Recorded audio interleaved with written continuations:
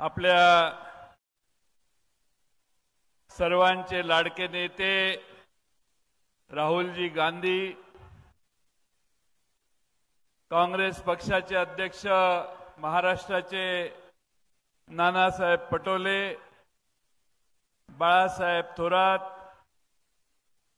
विरोधी पक्षनेते वडेट्टीवारजी, माणिकराव ठाकरेजी, हंडोरे साहेब, आमचे जुने मित्र सतीश चतुर्वेदीजी, सगळेच व्यासपीठावरील मान्यवर आणि बंधू भगिनींनो, आज आपल्या सर्वांच्या समोर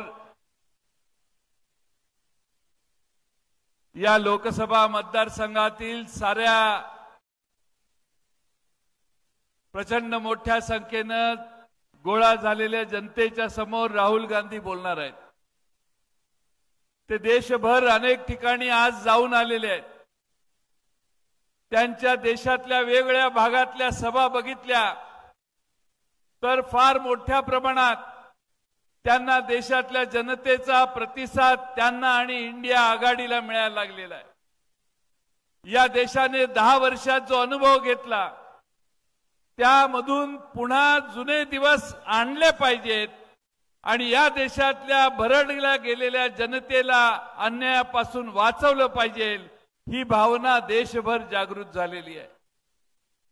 आपल्या जिल्ह्यामध्ये आणि गोंदिया जिल्ह्यामध्ये, भंडारा गोंदिया जिल्ह्यामधल्या या लोकसभेच्या सीटमध्ये यापूर्वी राष्ट्रवादी काँग्रेस ही जागा लढवत होती, पण आघाडी चर्चा करून नाना पटोलेजींच्या आग्रहानं ही जागा काँग्रेस पक्षानं लढवायचा निर्णय घेतला आणि आपले उमेदवार आज आपल्या सर्वांच्या समोर या निमित्तानं उभे आहेत।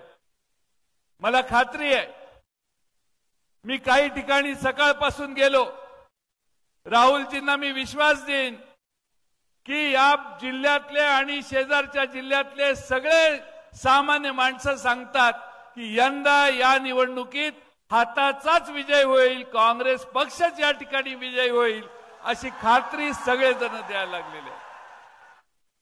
आज देशात ही परिस्थिती का निर्माण झाली, मी फार मुद्दे घेणार नाही, पण या गेल्या 10 वर्षात सत्तेत बसणाऱ्या मोदी सरकारने काय काम केलं,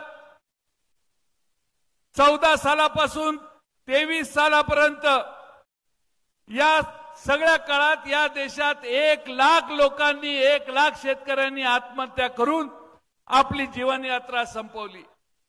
म्हणजे रोज 30 माणसं भारतामध्ये शेतकरी समस्या वेगळ्या तोंड देता येत नाही म्हणून आत्महत्या करतायत। ही मोदी साहेबांच्या सरकारची मिळकत आहे।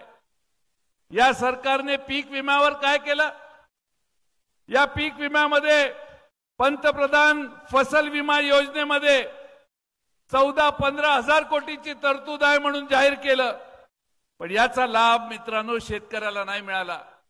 याचा लाभ मिळाला खाजगी विमा कंपनींना मिळाला आणि खाजगी विमा कंपन्यांना मिळाला देशातल्या केंद्र सरकारने दिलेल्या पैशातून या देशातल्या सामान्य शेतकऱ्याला विम्याचा कोणताही नुकसान भरपाई मिळाली नाही।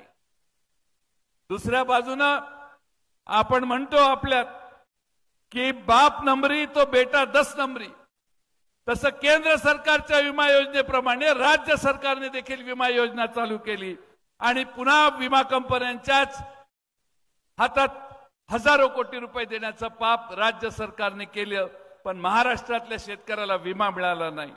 आणि म्हणून आज माझ्यासारख्या कार्यकर्त्याला या देशात पीक विम्याने भरडलेला शेतकरी दिसतोय। 1 रुपया प्रीमियम भरा म्हणून सांगून फसवणूक या देशातल्या शेतकऱ्यांची करण्यात आली। 1 रुपया भरल्यानंतर आम्हाला काही पैसा मिळेल म्हटले, पण प्रीमियम भरणाऱ्या ज्या कंपन्यांना प्रीमियम भरला ते कंपन्या म्हटल्या की बाबानो तुम्ही 1च रुपया भरलाय, तुम्हाला आम्हाला काही नुकसान भरपाई देता येणार नाही।